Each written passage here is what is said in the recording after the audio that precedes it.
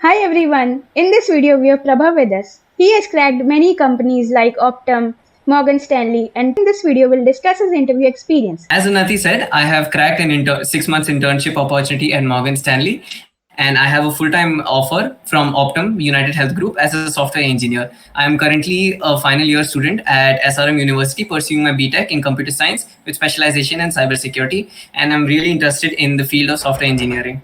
So that's a bit about me. That's great. So, All right. tell us about your interview experience at Optum. Okay, so before actually starting off with the interview experience, I would like to give like a background of how I actually prepared, just in the gist. So before giving all these interviews, I prepared for all the DSA interview questions for around 3 to 4 months, and I used to do a bit of competitive programming, and I'm currently 4-star at CodeChef. So this is about my journey before interview experiences. And coming to Optum, so Optum came to our campus and they had 3 rounds. So the first round was the OA round, where online assessment, where everything was all the students were first filtered. So the first round, I have all the details over here. So I'll just share how the first round had gone. So the first round, 25 MCQ questions, and it also had one coding question, and this was organized on a platform called Metal. So the good part about this test was right when you finish the test, you get your result. So report card kind of something. Correct, yeah. So you get like a report card format, and there were around 4 sections. One was logical reasoning, one was aptitude question, then one was technical, and one had SQL queries and stuff. So it was a mix of all, and it had one coding question. So after this, we waited for around 2-3 days, and then they called us for the first interview round. So if you're talking about the interview round, it started off with the general introduction. So the person who was taking my technical interview, he was a pretty senior person. So he started off with asking me about what my interests are, what technologies I worked on, and then he moved on to the basic questions. Optum focused a lot, even in the Geeks for Geeks interview archives when I read and went through, everywhere it was specified that they focus a lot on your OS, OOPS, and DBMS concepts, especially SQL queries. They really like SQL queries for some reason. Yeah. So around 15 to 20 minutes, he asked me only about the core subjects. He asked me about what my OOPS concepts were, and he checked my OS concepts. He asked me what is paging. He asked me what is page fault, and then after that, he moved on to SQL. So for SQL queries, he made me write SQL queries. He made me write them on the chat screen that he had shared between us, and he made me write around 3 to 4 SQL queries. So if you're actually preparing and aiming for Optum, they really like asking SQL queries. And when I asked the others also how their interview rounds went, most of them said the same thing. So what was the level of the SQL question? Mm-hmm.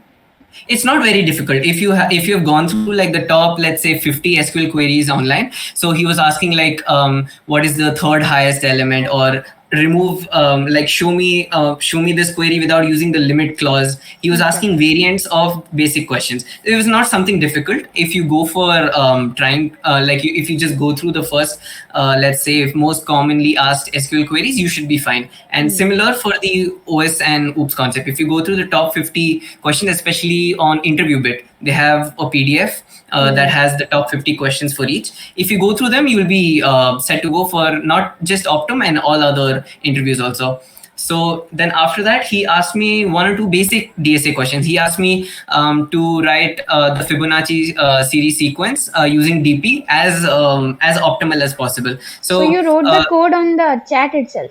Correct. So the code was written on the chat, and then after that he asked me one more question, which was an array-based question. That was also, I would say, easy medium between. And then he asked me 2 or 3 puzzles, and that's when the round had finished. So he didn't ask much about projects. And so then when we went to the next round, we waited for, let's say, half an hour, and within half an hour itself, they gave the results. The whole process was within 1 day. Correct. The whole process got over in 1 day for me.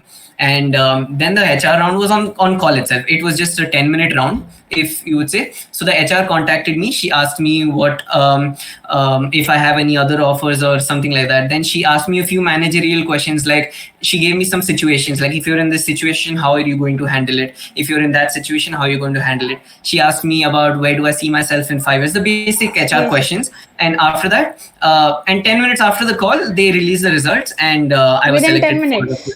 Yeah, within 10 minutes. Yeah. And after that, 10 minutes later, they rolled out the selected candidates for that day.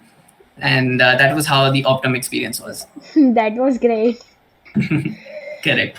This was pretty fast. Like, how What was your experience? feeling after you got selected?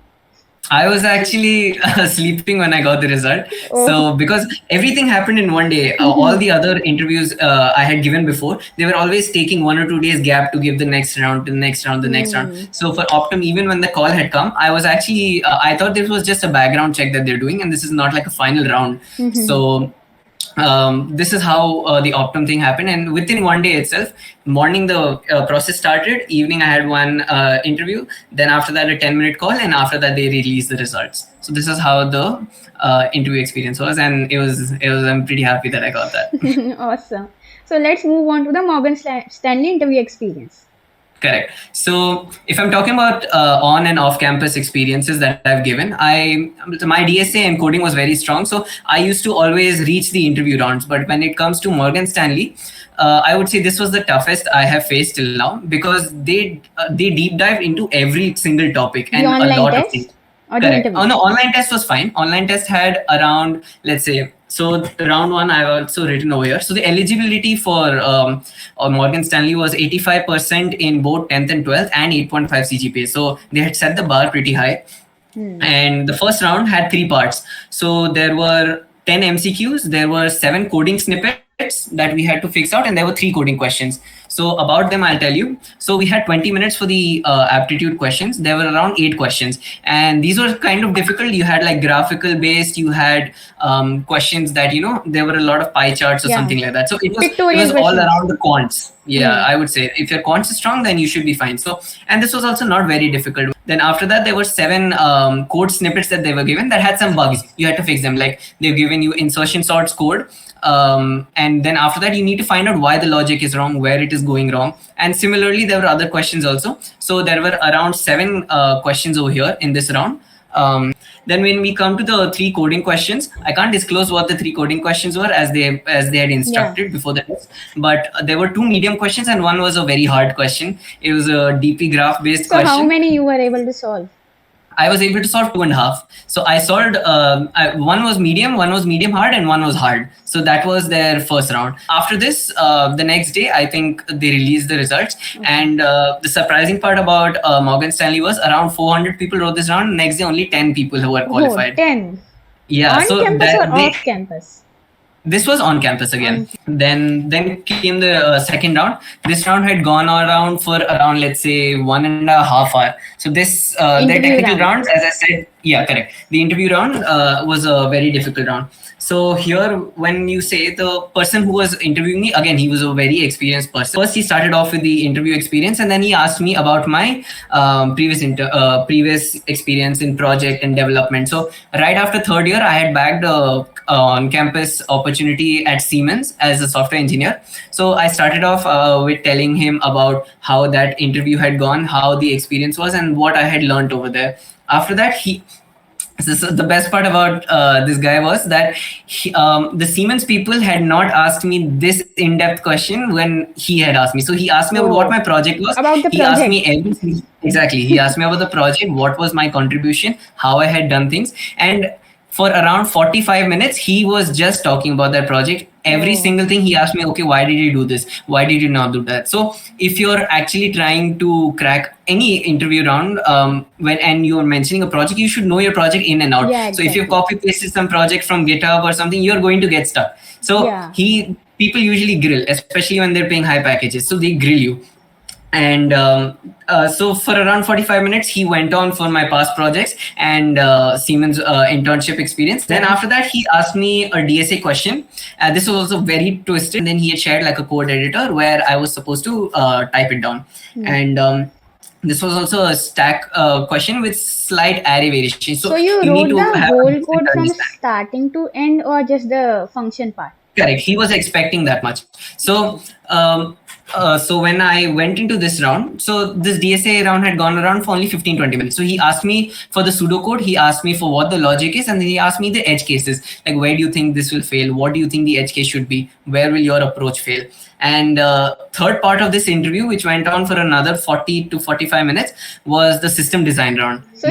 One day before, so they had asked system design. So he gave me a situation, he gave me a few constraints, and then he asked me, why are you going to do this, why are you going to do that? And then after that he asked me to system design, do the system design Yeah. part of it, like how are you going to approach it. So one important thing that I actually learned from the system design videos was, you need to ask your requirements very well before actually starting to Yeah. do anything. You need to understand what your client or customer, whoever is ordering you to build a product, is what exactly he's asking for, how many people is it going to be, and how scalable can you make it. So these three things are something that you need to take care of. So this is how he started. So he gave me, okay, you have a laptop, now convert this to an object oriented programming entity, like convert this, like make your laptop a system design product and build it out. So that's what he asked me. So I was very confused at start, what am I actually going to do.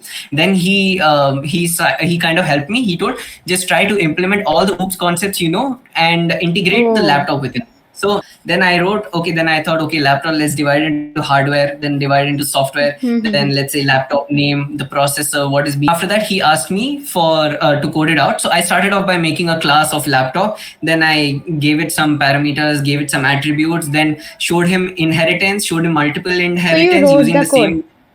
Yeah, he asked me to write everything from even virtual pointers. So he asked me to create a virtual class, the virtual function, and then after that, he abstract class. He asked me to do everything, and my OOPS concepts were good because I have worked on some development projects before, like Flutter. So I have done a few of that, and I've solved a lot of questions on lead code and all these. So they were all classes and stuff. So I had a basic understanding of this. So that was all you need to actually clear this round. Once this round was over, he said, okay, if you have any questions, and I asked him a few questions regarding how the work environment, everything else is. After that, he was done, and then that round was over. So 10 people gave this round, and the next day only 3 people were shortlisted for the third round. Correct. So this was also actually very situational. So 3 people had given this round. So for me, this round was 80% technical and 20% HR.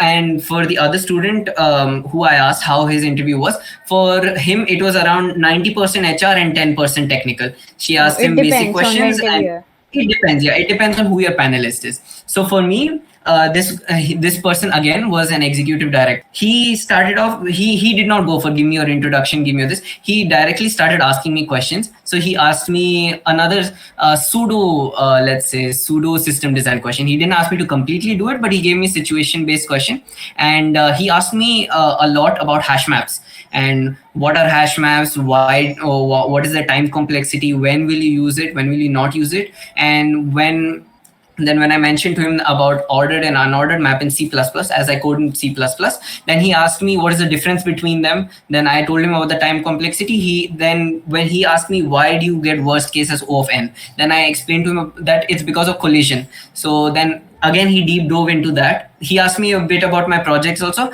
And then after that, he moved on to the HR round. This round was around 40 to 45 minutes, I would say. And then as he was asking me what have been your extracurricular activities in college, then I told him that I was part of my inter-college dance club team, and I have been there for around 2.5, 3 years. And so then he gave me a lot of situational based questions based on the club itself. So he's like, okay, if let's say there's a senior and a very junior person, they've just joined, how would you manage them? How would you remove that tension between them? He was taking a lot of situation based questions.